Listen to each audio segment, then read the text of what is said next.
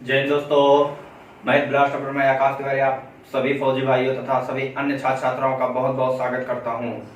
तो जैसा कि आप लोग एस से रिलेटेड प्रश्न देख रहे थे और हमारा टाइप 3 चल रहा था और उसी के आगे आज हम कोशिश करेंगे ये हमारा आज पैटर्न ये खत्म हो जाए और नेक्स्ट डे अगला पैटर्न चले। तो ज़्यादा बात ना करते हुए स्टार्ट करते हैं टॉपिक। और आप लोग इसी तरह प्यार बनाए रखिए और इसी तरह हम रोजाना आपको टॉपिक वाइज टॉपिक देते रहेंगे और एचडी यादव आपके हम पूरी बुक कंप्लीट करवा के ही रहेंगे।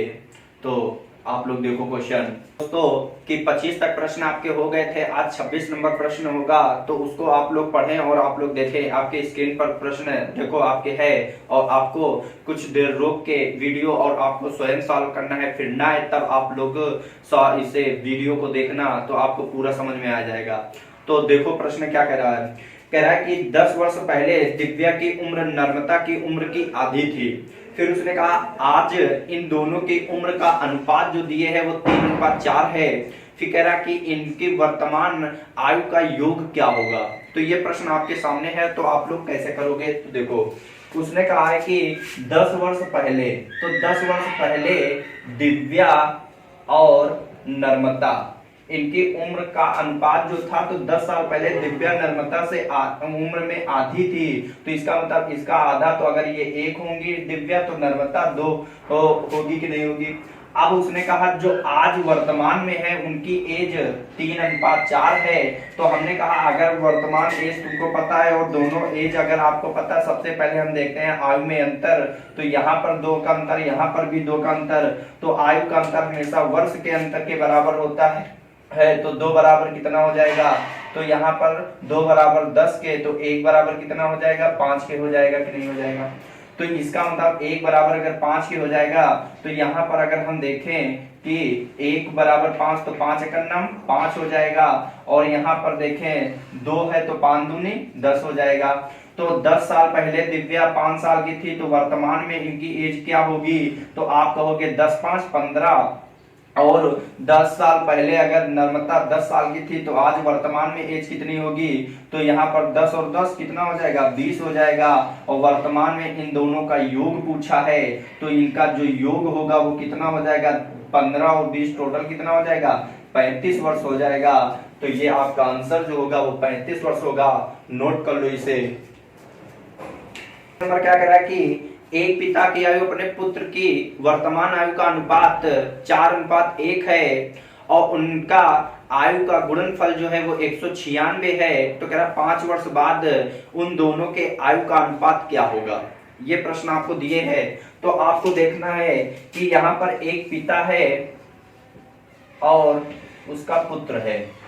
अब एक पिता और पुत्र की वर्तमान आयु का अनुपात जो दिए है वो 4:1 दिए है और इनके आयु का जो गुणनफल है, आयु का जो गुणनफल है वो आपका 196 है।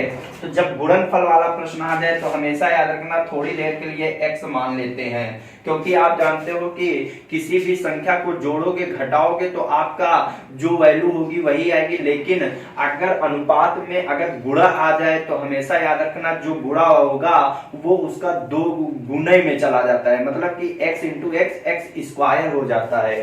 तो यहाँ पर 4 इंटू x करोगे तो 4 इंटू x बराबर 196, तो यहाँ पर 4x स्क्वायर बराबर 196 के हो जाएगा। तो इसको काटोगे तो आपका 49 बार जाएगा, तो x बराबर आपका स्क्वायर रूट 49 हो जाएगा। तो आपका x की वैल्यू कितनी निकलेगी 7 निकल आएगी। तो यहाँ पर 7 निकली तो 7 चौको 28 हो जाएगा और 7 एकम 7 हो जाएगा कि नहीं हो जाएगा। अब 5 साल बाद, तो 5 साल बाद, अच्छा बताइए आप 5 साल बाद इनके आयु का अनुपात पूछ रहा है, तो 5 साल बाद ये कितने साल के हो जाएंगे 33 साल के हो जाएंगे और 5 साल बाद ये कितने साल के हो जाएंगे 12 साल के हो जाएंगे कि नहीं हो जाएंगे। तो इसको जब काटेंगे तो 3 चौको 12 और 11 तिया 33, इसका मतलब 11:4 आपका उत्तर हो जाएगा, जो आपका ऑप्शन सी बिल्कुल सही है। ये गोरखपुर एएसएम में पूछा हुआ प्रश्न है, नोट कर लो इसे। इस समय अशोक की आयु अपने तथा प्रदीप की आयु का अनुपात 4:3 है। तो 6 वर्ष बाद अशोक की आयु 26 वर्ष हो जाएगी। तो इस समय प्रदीप की आयु कितनी है। तो अब उसने क्या कहा है कि इस समय अशोक और प्रदीप, यहाँ पर एक अशोक है और एक प्रदीप है। अशोक और प्रदीप की जो वर्तमान एज है, उनके आयु का जो वर्तमान एज के आयु का अनुपात जो है वो 4:3 है। तो यहाँ 4:3 है।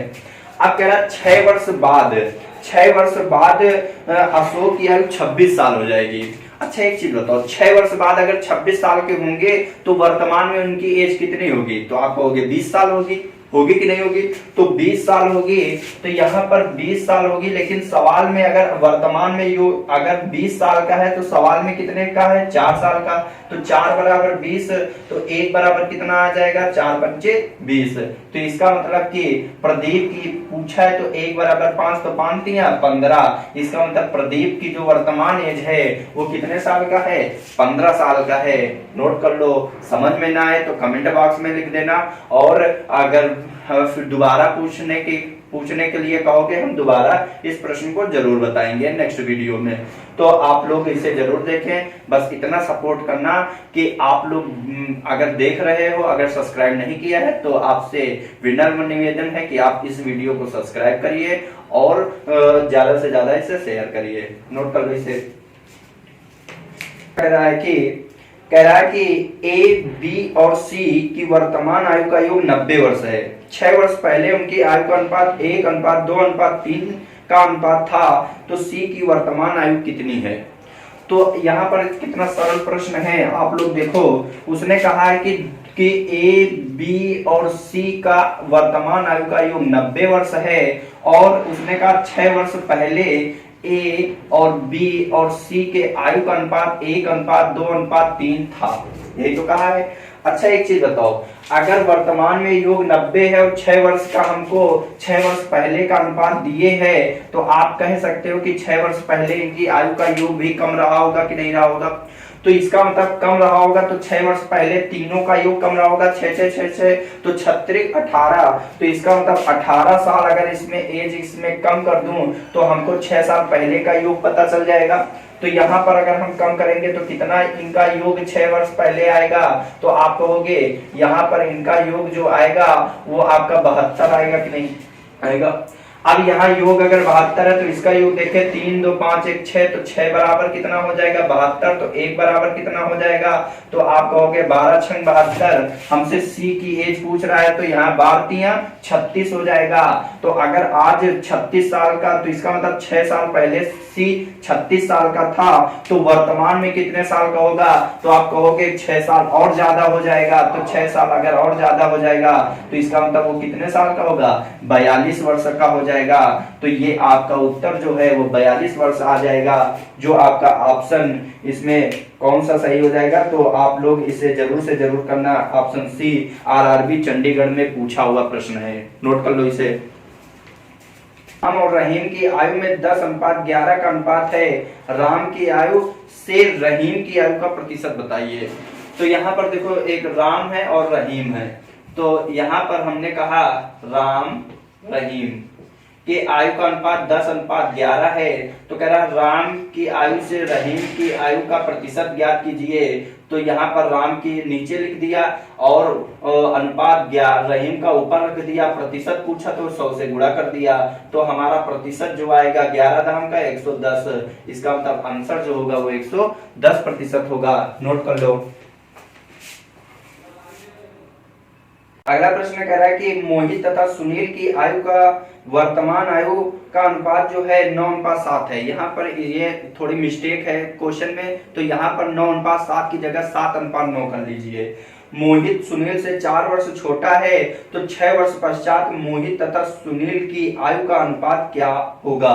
तो मोहित और सुनील, तो यहाँ पर मोहित और सुनील की वर्तमान आयु का अनुपात जो दिए है वो देखो क्या दिए है। मोहित और सुनील की वर्तमान आयु का अनुपात जो दिए है वो 7:9 दिए है। फिर कह रहा मोहित सुनील से 4 वर्ष छोटा है। तो हमने कहा 4 वर्ष छोटा है, तो अनुपात में हमने देखा ये अगर 7 साल का मान लो, सुनील 9 साल का मान लो, तो कितने वर्ष छोटा है? 2 साल। तो 2 बराबर 4, तो 1 बराबर कितना होगा? 2 के। तो 7 दूनी 14, 9 दूना 18 हो जाएगा कि नहीं हो जाएगा? फिर उसने क्या कहा है? उसने कहा है कि 6 वर्ष पश्चात मोहित तथा सुनील के आयु का अनुपात क्या होगा? तो 6 वर्ष पश्चात, तो 6 वर्ष बाद अगर हम जाएंगे तो ये 6 साल और ज्यादा हो जाएगा, तो ये 20 साल के हो जाएंगे, और ये 6 साल ज्यादा हो जाएंगे, तो यहाँ पर कितने? 8 6 14, 24 साल के हो जाएंगे। अनुपात पूछा है तो हम इसको अगर करेंगे तो 4 पंचे 20 होगा और 4 छंग 24 होगा। तो 6 वर्ष पश्चात मोहित और सुनील की आयु का अनुपात जो होगा 5:6 होगा। नोट कर लो इसे, नोट हो गया होगा। तो अगला देखो प्रश्न, अगला प्रश्न देखो क्या कह रहा है? कह रहा है कि रंजना और सईद की वर्तमान आयु का अनुपात 7:5 है। 11 वर्षों बाद उनकी आयु का अनुपात 4:3 है, और रंजना की वर्तमान आयु कितनी है? तो यहाँ रंजना और सईद की वर्तमान आयु का अनुपात 7:5 है। तो यहाँ पर हमने देखा रंजना और सईद, रंजना और सईद का अनुपात जो दिए है वो कितना दिए है? तो 7:5 दिए है। फिर उसके बाद उन्होंने कहा है कि 11 वर्ष बाद उनकी आयु का अनुपात 4:3 हो जाएगा। तो 11 वर्ष बाद 4:3 हो जाएगा। तो सबसे पहले हम देखते हैं कि इनके आयु का अंतर समान होना चाहिए। तो 7 और 4 का अंतर देखा 3 आया, 5 3 का अंतर देखा तो 2 आया। अंतर समान नहीं है। जब अंतर समान नहीं होता है तो नीचे के अंतर से ऊपर गुणा करते हैं और ऊपर के अंतर से नीचे गुणा कर देते हैं। तो अब हमने देखा कि यहाँ पर 7 और 5 तो वही रहेगा, यहाँ 4 दूनी 8 हो जाएगा, 3 दूना 6 हो जाएगा। अब देखा अंतर दोनों जगह कैसा आया? समान आ गया। तो 1 बराबर आयु का अंतर हमेशा वर्ष के अंतर के बराबर होगा। तो 1 बराबर 11, तो 11 सत्ते 77 हो जाएगा, और 11 पच्ची 55 हो जाएगा। तो इसका मतलब कि ये आपके रंजना जो होंगी वो 77 वर्ष आ जाएगा, और ये जो सईद होंगी उनकी एज 55 वर्ष आ जाएगा। तो हमसे पूछा है कि रंजना की वर्तमान आयु कितनी है? तो रंजना की वर्तमान आयु कितनी है? 77 वर्ष है। तो आपका रंजना की वर्तमान आयु 77 वर्ष हो जाएगा। नोट कर लो इसे, हो गया? ठीक। अगला प्रश्न है, पढ़ो और आप लोग देखो क्या कह रहा है। कि अगला प्रश्न कह रहा है कि 2 लड़कों की आयु का अनुपात 3:4 है। 3 वर्ष बाद यह अनुपात 4:5 हो जाता है। तो 21 वर्ष बाद उनकी आयु में क्या अनुपात होगा? तो 2 लड़के हैं, मान लो 2 लड़के हैं ए और बी।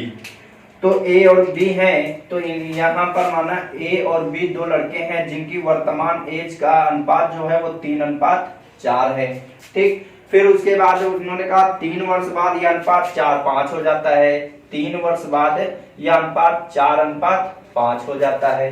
तो सबसे पहले हम आयु में अंतर देखते हैं। तो 3 और 4 का अंतर 1, 4 और 5 का अंतर 1। आयु में अंतर ऐसे देखते हैं दोनों जगह, ये अंतर दोनों जगह समान आ गए अंतर।